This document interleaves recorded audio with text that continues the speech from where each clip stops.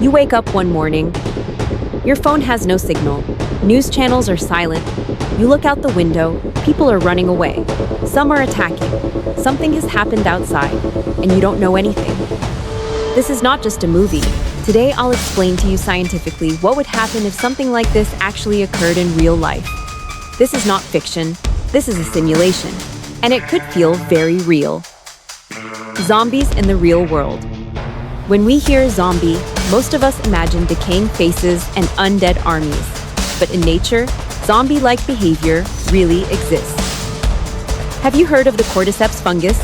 This fungus lives in the Amazon rainforest and invades ants' brains. It takes control of their brains and leads them to their death. The ant climbs up a plant stem. There, it waits motionless. And boom! The fungus bursts out of the ant's head, spreading to new victims. This is the real biological version of zombification. But what if this virus infected humans? That's when the story would change. The scientific basis of a zombie virus. How could a zombie virus affect humans?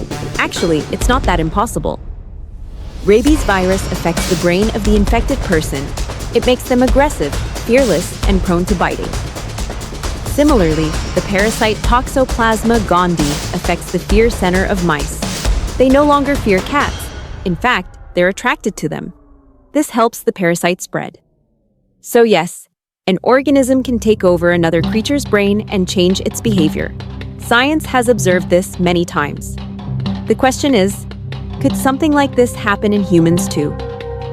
If the zombie virus spreads, let's do a scientific simulation now. A fictional but plausible scenario.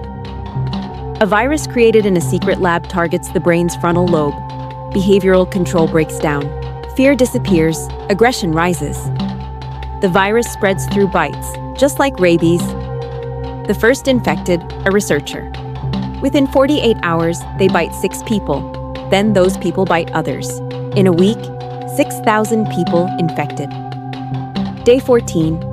The entire metropolis is quarantined, but the virus has already spread.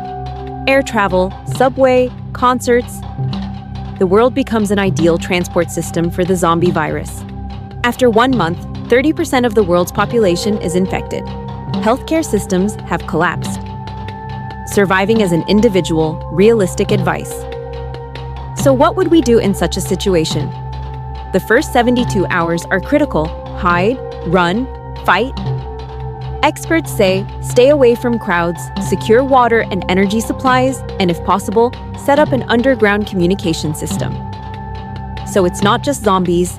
Hunger, thirst, safety, and panic are much bigger threats. That's why science isn't just fun experiments. It's strategies that can save lives. Closing. Own the science. Yes, the zombie virus is currently fiction, but nature always surprises us. Viruses like COVID-19 also appeared suddenly one day. The line between science fiction and science is thinner than you think.